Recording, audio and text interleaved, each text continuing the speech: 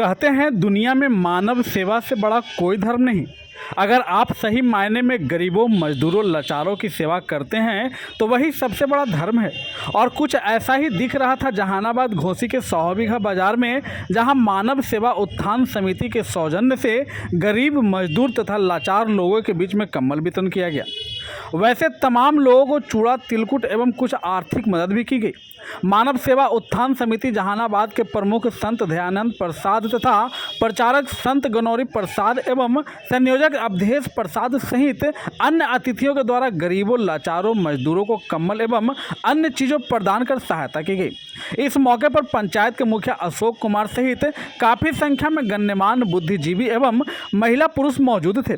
मालूम हो कि मानव सेवा उत्थान समिति के द्वारा हर वर्ष कार्यक्रम का आयोजन कर वैसे लोगों को चिन्हित किया जाता है जो जरूरतमंद हैं, उनकी मदद की जाती है और यह सिलसिला लगातार बढ़ता जा रहा है। इस मौके पर संत गनौरी प्रसाद ने कहा कि सही मायने में भगवान की पूजा यही है जो हम लोग कर रहे हैं, मानव सेवा, क्योंकि मानव सेवा ही सबसे बड़ा धर्म है। इससे बड़ा दुनिया में कोई धर्म नहीं है। वहीं इस मौके पर सत्यपाल जी महाराज की जयकारे भी लगाए गए। महिलाओं ने इस मौके पर भक्ति गीत गाकर माहौल को खुशनुमा बना दिया।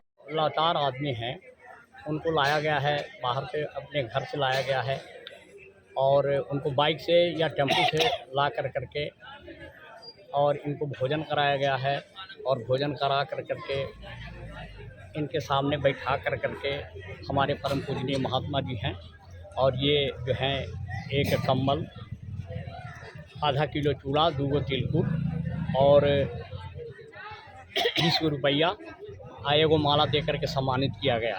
हमने इनको ईश्वर समझ करके इनको बुलाया है और आदर के साथ इनको हम पूजा करने के लिए लाए। इसलिए संदेश देना चाहते हैं कि हमारा धर्म, भारत की जो संस्कृति है और इस संस्कृति में ये बात आई है कि परमपिता परमेश्वर सबके हृदय कक्ष में बैठा हुआ है। ऐसे हमारे पास जो भारत का जो संदेश रहा विश्व गुरु का, और यही बात पर रहा कि जिस पत्थर को ये टीका लगा देंगे, प्राण प्रतिष्ठा करेंगे, वही भगवान हो जाएगा। ये हमारी भारत की संस्कृति रही। और दूसरी बात यह है कि ये तो मानव है, परमपिता परमेश्वर ने पहले ही इसके अंदर प्राण डाल रखा है और इसीलिए जो ये प्राण शक्ति को जो चला रहा है वही ईश्वर है, वही महापुरुष है, वही भगवान है और इनके सबके अंदर जो चल रहा है, इसलिए हम इनको ईश्वर समझ करके माला अर्पण किया। समाज का जो भारतीय संस्कृति के अंदर में हमारे महान पुरुषों का एक ही संदेश रहा, इस मानव जीवन के अंदर में तुम अपनी सत्ता को, जिसको कहते हैं, उस सत्य को जानो जिस पे तुम, जिस आधार पे तुम जीवो। और धर्म का मतलब ही होता है जिस शक्ति ने संसार को धारण किया, जिस शक्ति से मानव मात्र का जीवन चल रहा है, प्राण चल रहा है, उसी प्राणों को हमारे संतों ने नाम कह दिया।